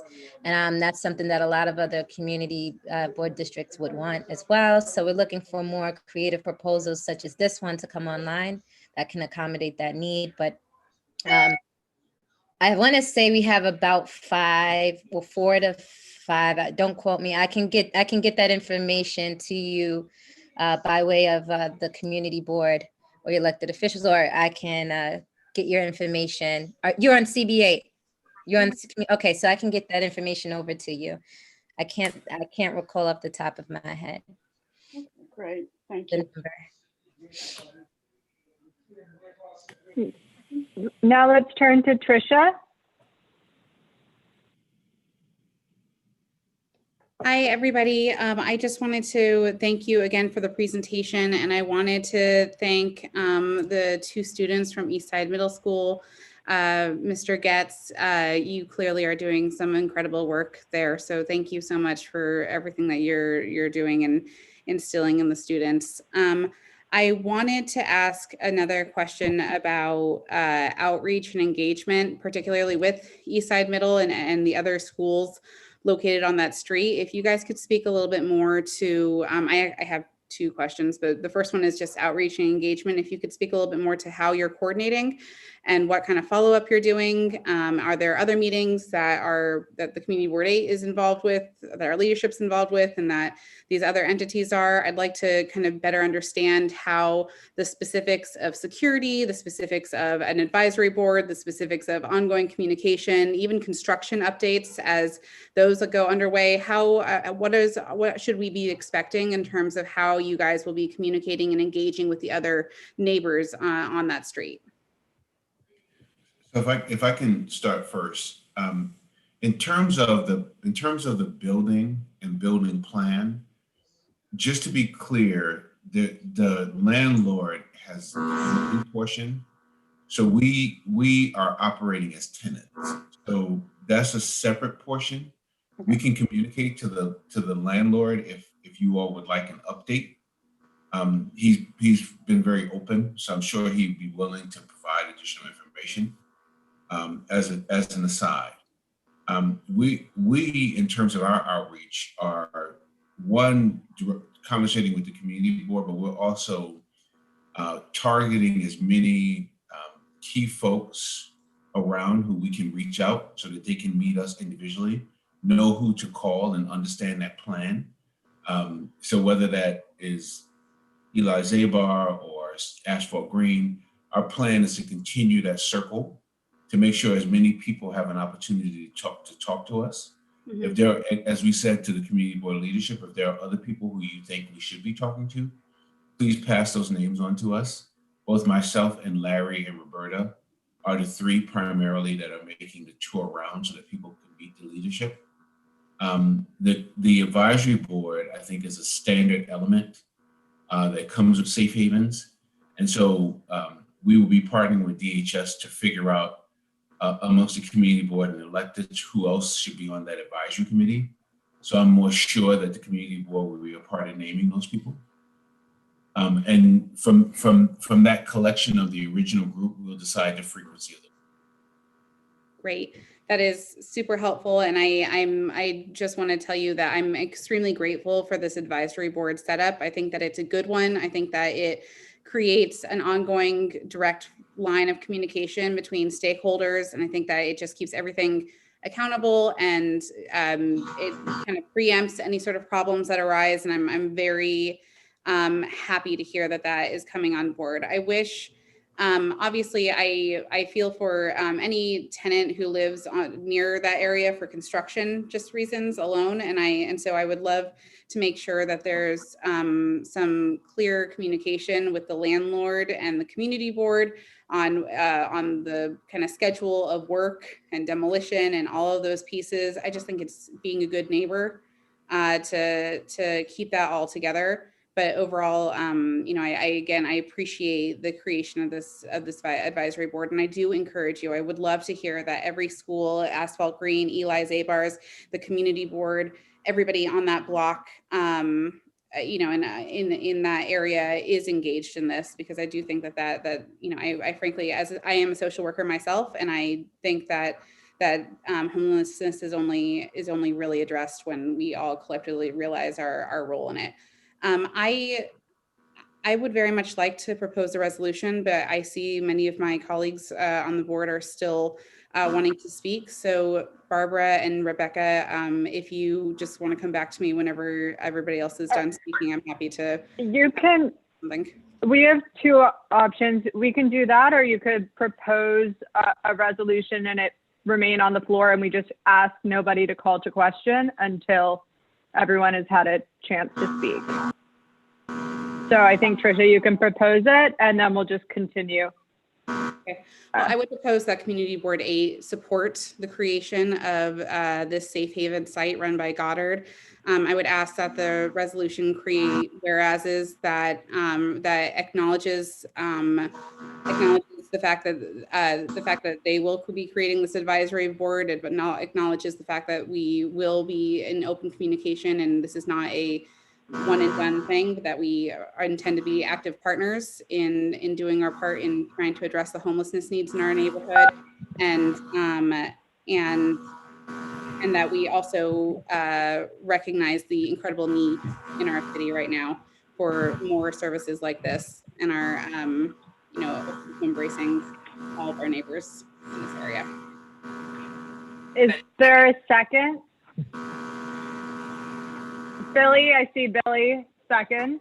And again, I just hope that everyone waits to call to question until everyone gets a chance to speak. I think there is a question. Let's go to Wilma then. Yes. I welcome this program. I'm glad that it's coming. And listening to all of the concerns and all of the programs that are going to be at that program, I think it's a very good, it's good for that program to come to 91st Street. I would like to know, how long do you expect a person to stay there? I know you have a cap on how long, like 3 months, 9 months. Is there anything like that would happen if they're there a year and still ready to go? So Roberta, do you want to? Sorry, go ahead. So there isn't a time limit. Each person is an individual and each person's circumstance is going to be different. Certainly there are goals around trying to place at least 50% at any given time in permanent housing, but we recognize that there is a scarcity of affordable and permanent housing. So there is no cutoff. We will work with somebody as long as is needed. I think Oh, that's typically, good. yeah, based on past Because I thought that my understanding when they were talking about the safe haven in the beginning, it wasn't a permanent situation. It was like temporary. So that's why I want to know, what does that mean, temporary? Temporary could be as much time as a person needs, you're saying. Right. So it is not permanent. You're absolutely right. It is transitional or temporary, but the goal is to move the person into successful permanent housing, whatever that might look like for that individual. So it isn't that we have an expectation that somebody has to achieve permanent housing in 1 month, 3 months, or 6 months. The goal is to place people. Thank you. And if they go into permanent housing and still need lots of services, does this program refer them to other programs, or will they continue to help them while they're trying to transition into their permanent housing?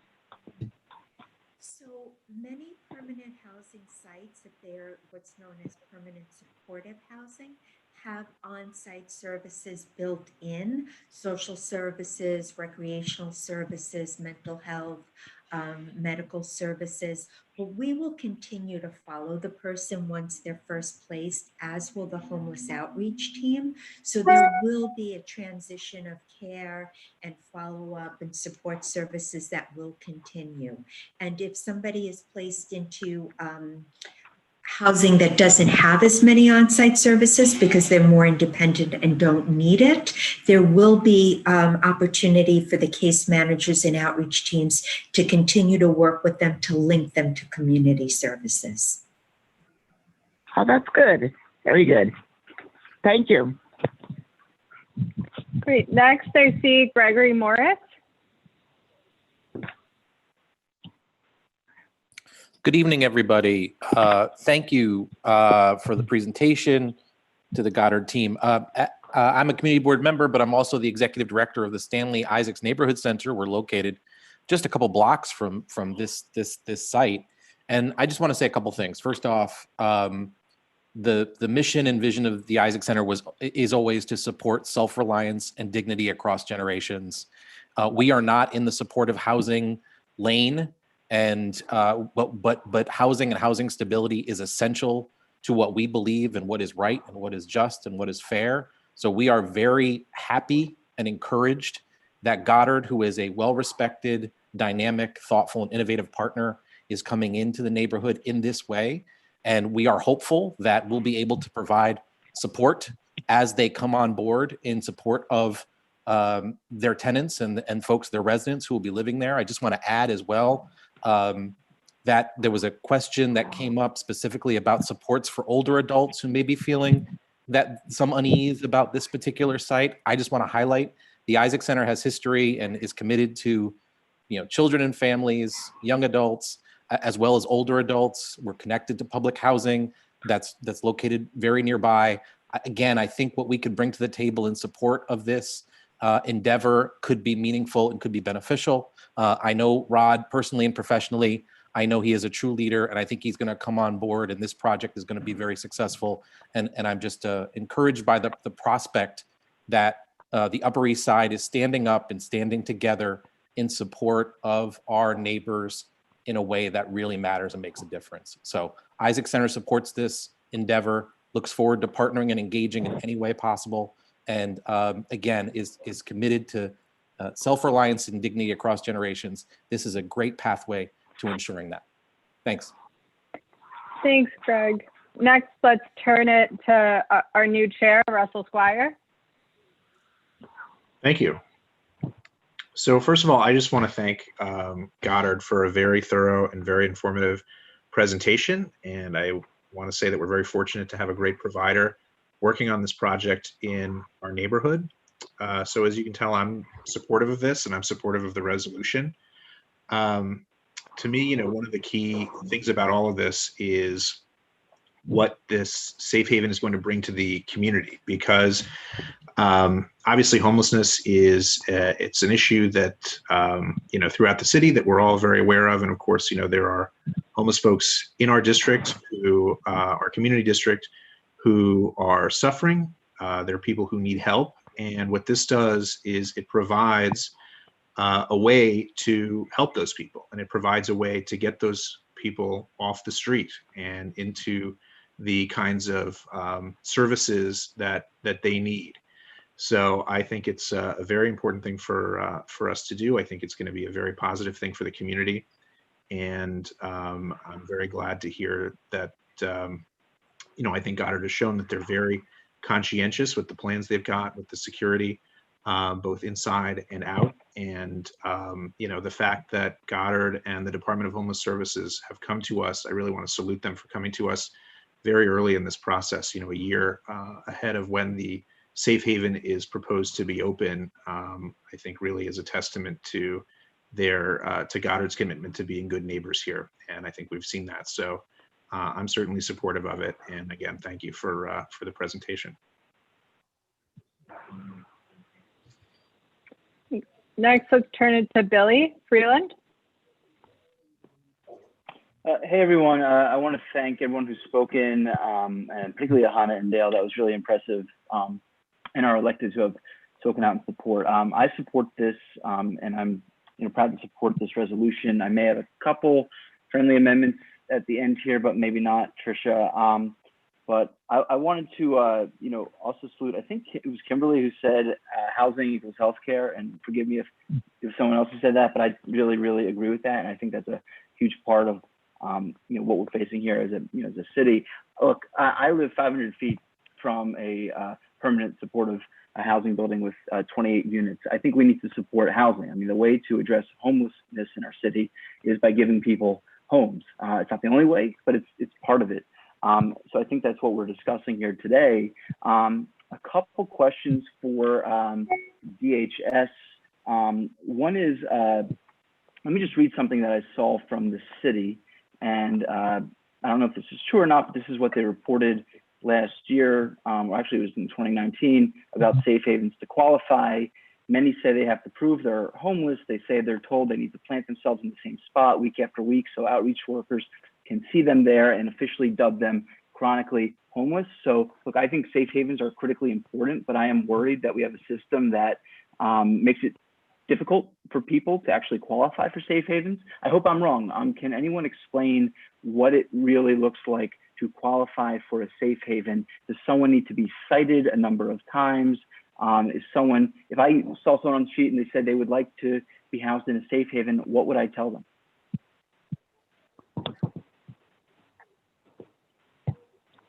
So no, you don't have to. The citing policy, there's no citing policy to be on caseload or for the outreach teams to work with you. I think that's what some of that was around. The outreach teams are going to engage anybody who wants services or whom they believe may be homeless, or they've gotten 311s or reports about possibly being homeless and in need of services, and the outreach teams are going to engage them.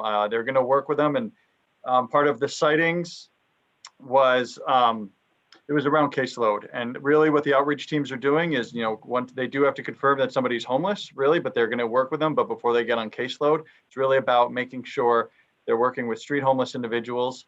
And then in terms of the safe haven, again, we're really emphasizing, for the most part, it's very vulnerable, chronically street homeless is who they're really prioritizing for the site.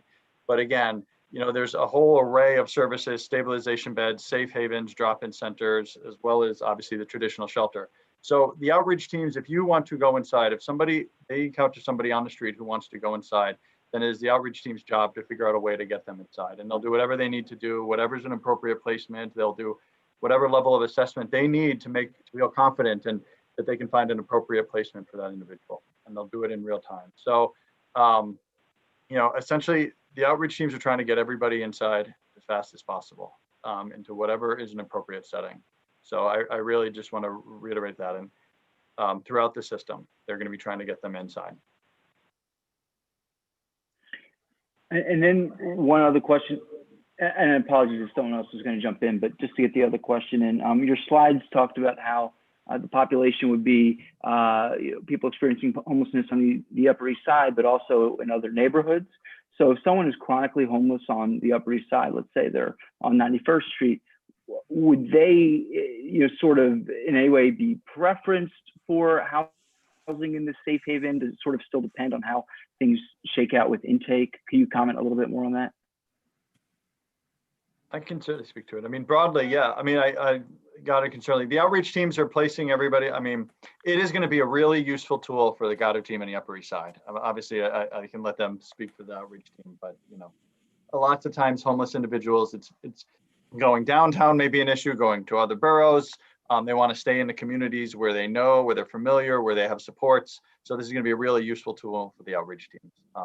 There's obviously requests and referrals are going to be coming in from all 5 boroughs, but obviously the outreach teams in the Upper East Side are going to be engaging everybody in the Upper East Side and certainly speaking to them around coming inside. And if that was a barrier in the past, it shouldn't be a barrier anymore. But I will let certainly the outreach team speak, Goddard speak to it. But yeah, Billy, I think I want us to be careful about promising that there's always availability.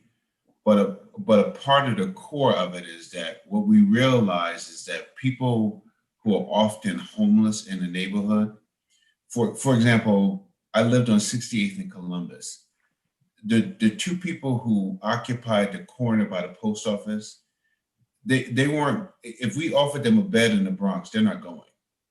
They're simply not going because they're in the fabric of the neighborhood. And so a large part of the safe haven model follows that track. And so if our outreach workers are encountering somebody who's in the fabric of the Upper East Side, the probability of that person accepting anything that's not on the Upper East Side is like 0 to none. And so probability says where there's availability, that person is going to wind up there. Great. Look, that's all really helpful. You're all doing such important work. I don't know if these are friendly amendments, Tricia, but I do think if our resolution does say something about outreach on Rosette Island, part of our community district, but which could easily sort of be overlooked given the geography, I'd welcome that. And then, I don't know if it's also friendly to say this, but I'd like to see our community district do more. I'd like to see more supportive housing, more safe havens. We certainly can do a lot more. I think I saw a stat in city limits saying on the Upper East Side, we maybe have 0.1% of the city's sheltered population. So I'd like to see us doing far more. But thank you all for coming and speaking with us. And I'm grateful that we're able to support it tonight. Thank you. Can we unmute Tricia and just see if those were friendly? That was a friendly amendment? Yeah, absolutely. Okay, great. Now let's turn to Alita.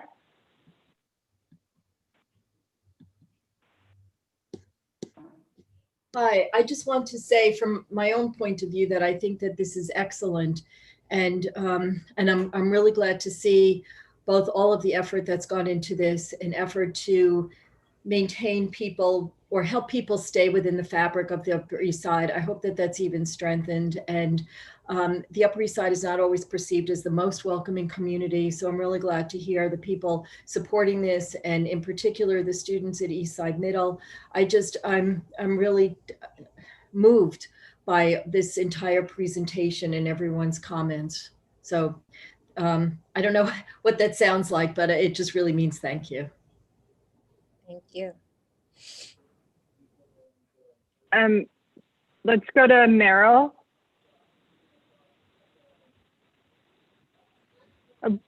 We can't hear you yet. Meryl, just confirm unmuting at the bottom of your screen. There you go. Okay. Hello? We hear you. Yeah. Just want to say I corroborate whatever. Oh, you're muted, Meryl. Have to speak, sorry. Yes. Is anybody here? Yes, start from the beginning, okay, Meryl? I agree. Barbara Rutter, co-chair of this committee, dragged me over to where the site was at East 91st. And I was very happy to go because I sensed that it was something one had to see, what the environs were like, what the surrounding buildings and organizations were, in fact, like a middle school and or the WIN office, etc.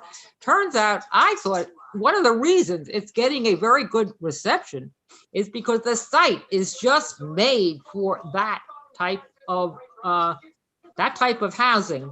And I think if Goddard, which shows a lot of professionalism, continues to choose sites and to make those kind of locations, that there will be less resistance from the community.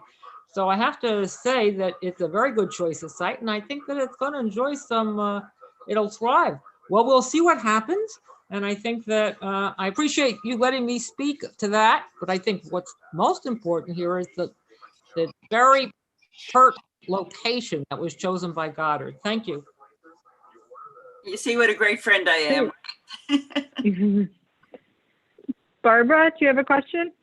Well, I just want to say, I guess I'm repeating a lot, but just thank you for being so open and answering the questions in what I think most we will all feel is just such a truthful and open manner. In terms of the street, as Meryl said, I did take her for a tour of the area. I don't disagree with Tricia in terms of worrying about construction, but it really is not that much of a residential street. And I do think that it will have less of an impact where the street is.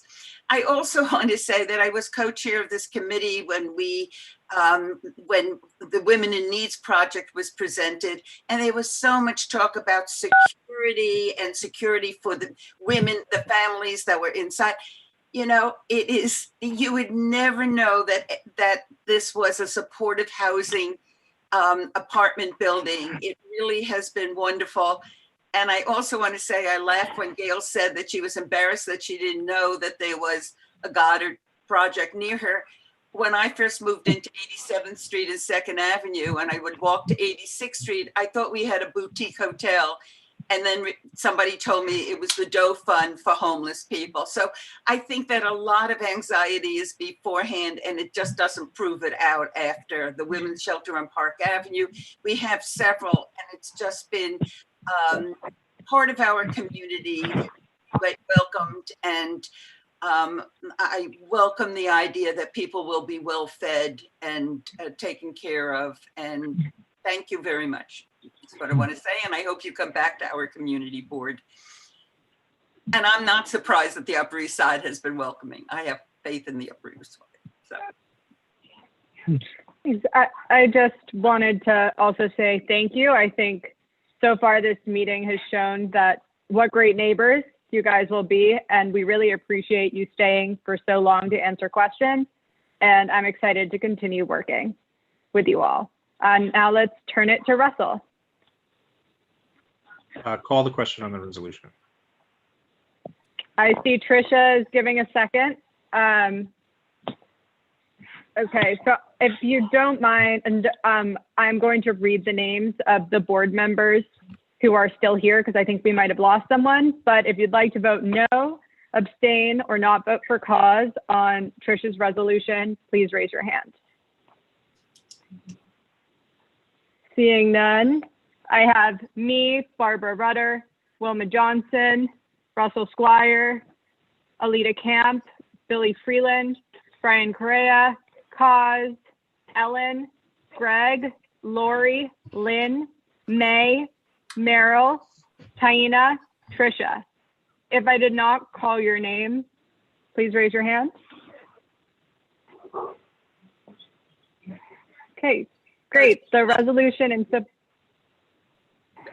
support passed unanimously. Wonderful.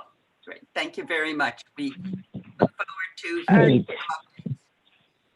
now, if we have any old business, I know I have old business.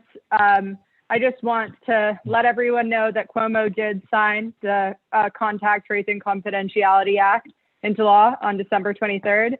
So you won't have to listen to me pester you guys about that anymore. But since we've talked about it a lot in the committee, I thought it was important to let you all know. Okay, now for new business, I know Cause has something.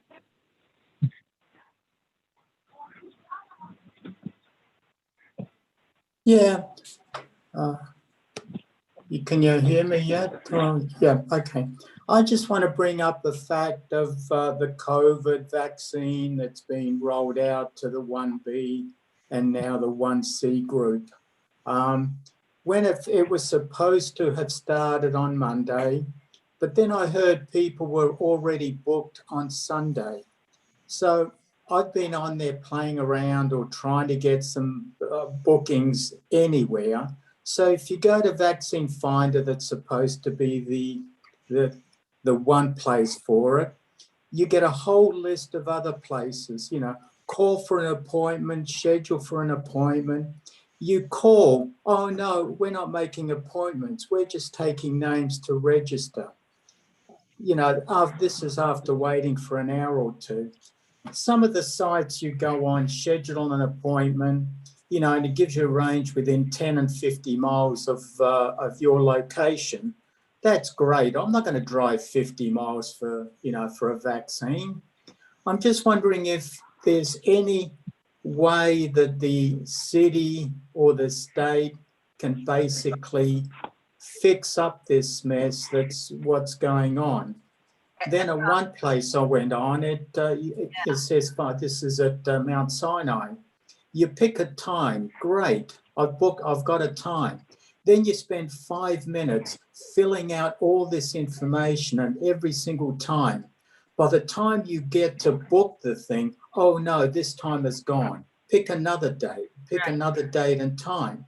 So, and then I've also heard out-of-staters are coming into this city to get the vaccine. Now, is this supposed to be only for New York State residents or for anybody that wants to come and get it?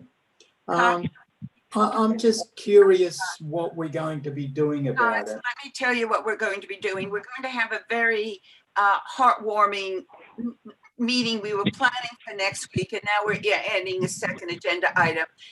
Next month on February 9th, I think it is, we're going to hear from an amazing young woman who had cancer, unfortunately, at the age of 8. In fact, she's a East Side Middle School student now. She is a survivor and started a foundation that is absolutely amazing. What we decided to do, because the vaccine, of course, is just so important. And by the way, I am of age, so I literally spent 26 hours, I had no sleep, trying to book an appointment. So I know, cause the horror of the websites. I think in 2 or 3 weeks, there are going to be so many issues. The issue, are you getting the second vaccine? Do we have enough of it? Are seniors getting, there's going to be so many issues that I think are changing. Will they change their website? Supposedly they're going to. So we know that we'll hear it February, just in less than a month from now, we'll have another meeting about it, if that's okay. Oh, definitely. Whatever we can do, we should do. Start working on who to get. But I am a product of the working on the websites, and it's horrible. They're horrible. And I think I'm somewhat technically capable, and it's been awful. So that's what we're planning, and I hope everybody comes next. It should be a very interesting and meeting next month also. Thanks, Yeah, Barbara. and we'll keep track of everything. And if it turns out we need to have an additional meeting or keep updating the community through our committee, we will continue to do so. We keep saying we're taking a month off because I don't think we've taken something off since June or something like that. But there's too many issues to discuss at this point. Tricia? Yeah, I just wanted to mention on this, and I leave it up to you how your committee wants to handle it, or Russell, how you want to handle this. But there's been a lot of talk about the fact that there's no vaccine site on Roosevelt Island, and serving the population that's on Roosevelt Island, given how many people with disabilities, how many seniors we have on the island, the outbreak that's been happening there already. I feel like there's a sense of urgency here, and I don't know how you want to go about addressing it, or if you want to address it. But I do think that I kind of feel that it would be seem appropriate to have some sort of letter going out from the community board, or some sort of advocacy, making sure that our elected officials understand how important it is to have a vaccination site on the island. I don't want to, I certainly leave it to you, to the co-chairs, to see how you decide to handle this, but just to flag it for you, it's obviously something that, and I'm sure I see Lynn's hand is raised too on this, so I'm sure she could speak to it too, but, and Ellen, I know, is on the call too, but this has just been something that's been talked about time and time again, and it's just, there is an urgency here. So if the board can do anything, or this committee can do anything, or say anything about this, it's certainly an urgent need. We're having a Roosevelt Island committee meeting. Is Lynn on still? Yeah, let's unmute Lynn quickly. So what we could do is Carolyn Maloney just, I believe today, sent a letter to de Blasio, Mayor de Blasio, requesting a site on Roosevelt Island. I know that many of the elected officials that I have personally spoken with are behind getting something on Roosevelt Island. In fact, I was speaking to someone today that what we would like to do is laser focus on the people who are first responders in the community, number one. There's about 85 of those. And then we have seniors and people with disabilities. We'd like to laser focus on those. So what we're trying to do is ask that at least 200 vaccinations come to Roosevelt Island as soon as possible for those very important, the first responders and our seniors and disabled who qualify for it. So we have been putting that request out. If the community board would like to support the letters that have already gone out, that would be fantastic. And just to be part of this conversation would be fantastic.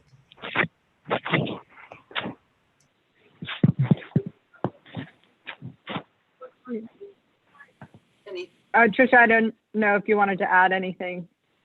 I'll just look to you guys to see how you want to proceed. Just obviously, however I can help, I want to be of help with this. But I do think that and I see Russell's hand is raised, and maybe others will have thoughts on this. But I do wish that we could add our voice to this as much as possible. So that's it for me. Lori? Hi. Yeah, just adding to what Kaz said. I feel like I'm kind of in the opposite situation where, I mean, I know that there are people who are coming from other places to get the vaccine here, but you need to keep in mind that some of those people work here, you know, so they work here. And if they work here and they're frontline, you know, workers, they have the right to get the vaccine. On the other hand, I tried to excuse me, I tried to get them from my parents who live in Westchester. So I went to a Westchester site and I had the same problem that all of you have been describing. So I would like to suggest that if possible, you get somebody on the state level to address this, because it really is a state problem. I mean, the state is the one that's, you know. State and city, because it's partially a city problem also. It's, we'll work on it. Starting tomorrow, right, Rebecca and Wilma? Thank you. Thank you. Right. Alita? Thank you. As long as you're working on the vaccine, maybe you could have links to information to educate people about the pros of getting the vaccine, to provide information, because there's a lot of misinformation, disinformation out there about dangers of the vaccine or lack of safety. So information about that would, I think, be really useful. I gather the issue now is not enough vaccines rather than too much. So, but you know, it won't be for 2 or 3 weeks. And I do believe the scenario will change. We'll have to be somewhat flexible, just like what was going on in the beginning days of COVID. Will the website be better? Will the New York City issues be better? Well, I think data. I agree with you. Yeah, I do agree, Alita, that it will come. And I think one of the reasons they raised the or lowered the age to 65 is because they had so much lost vaccine or wasted vaccine, thrown out vaccine. And so I don't know what the causes of that are, but if you don't use it really quickly, you have to throw it away. So maybe they weren't having enough people. I don't know what it was. And I think that there might still be people who are concerned. So it was just a suggestion, Barbara. Thank you. I'm just going to interrupt for a second. I just want to thank everyone from Goddard, Rod, Larry, Roberta, Nicole, Trish, and Leilani, and Shane. You guys don't have to stay for all of our new business, but I do want to remind you guys that while the resolution did pass 16-0 here, it will come up before our full board next week at 6:30. And if one or maybe more of you wanted to sign up to speak at the public session to just a short 2-minute statement, that could be helpful. But we really appreciate you guys, especially staying for such a long meeting. So I want to let you know you can go if you are busy. Right. Thank you all for I want having to me. thank everyone. I'm sorry, Rod, go ahead. Go ahead, Roberta. I just wanted to thank you all for making us feel so welcome and for your well thought out and intelligent questions. And we really hope that this works out, and really look forward to being neighbors with you all and working with you all to really support our most vulnerable fellow New Yorkers. So thank you. It will work out well. We really are. Thank you all. Thank you. Good night. Good night, Thank you. everyone. Good night. Thank you. All right, now to go back, let's call on Greg.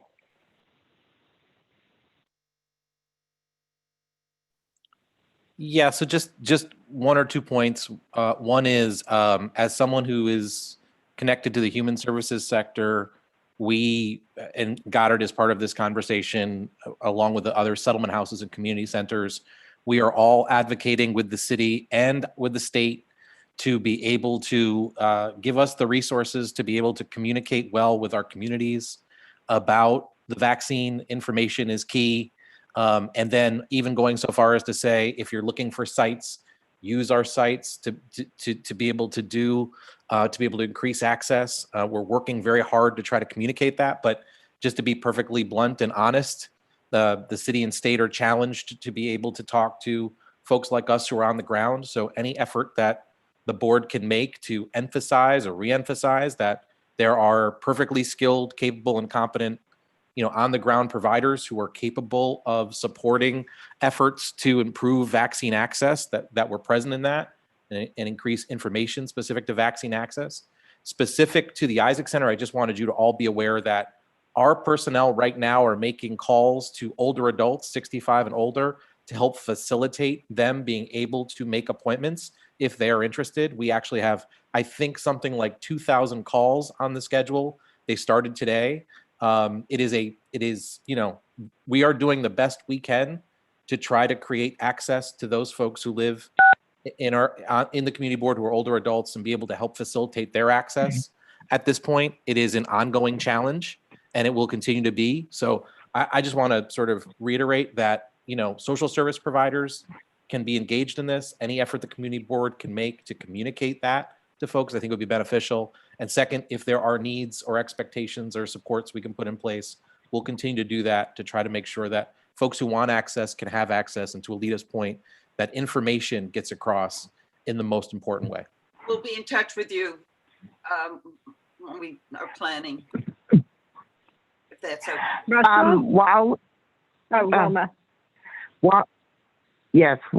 While they're doing links and getting out information to people about this COVID vaccine, is it possible to put out other numbers that are not the Javits Center? Because I went all the way to the end of February and there's no openings. And on this call for 2 days, I also went to 311 on every number that they gave me. Most of the pharmacies that are on 311 said that they were on there by mistake, and the other ones have no opening. So if anybody out there has any suggestions on where a person can get a vaccine, can they please let me know? Put it on the internet, email it, or whatever, because I am not one of those persons that are not anxious to get the shot. I am very anxious to get it. And I'm just beating my head up against the wall, trying to get through the telephone to somebody that will accept me. So please, I need help with that. Will, can you help with that at all? Is there any information you would be able to give more than? Generally speaking, I have the public information. I can reach out to the mayor's office and to even the governor's office if there's particular problems. And so, yeah, big problems. Yeah, I'm happy. Wilma, let's talk tomorrow, and I'll see if I can get you connected. Is this Will? Yes. Sorry, I didn't. Okay, thank you. I will call you. If you don't get a chance to call me, I will sure call you. Okay, that sounds good. Thank you. Russell? Is it okay? Can we call the meeting? Okay. Yeah, I was just going to ask if you want me to write a letter about the Roosevelt Island vaccination site, or if we want to have a resolution or discuss it first more, or what the thinking is there. But I guess I can follow up with you guys. I mean, to me, it seems like it's uncontroversial enough. I can just write the letter. So, Right. I think that's What do you think, Lynn? It's up to Lynn, who's chair of the Roosevelt Island Committee. Lynn gives a big thumbs up. She only gave one, actually. Okay, so that's what we'll do, and then I'm happy to move to adjourn if that's in order. Great, thank you. Is there a second? Thank you. Yes, me. Trisha. Yes, second. We have thirds and fourths, so I guess that's okay. Thank you, everyone. And thanks for staying on for so long. Okay.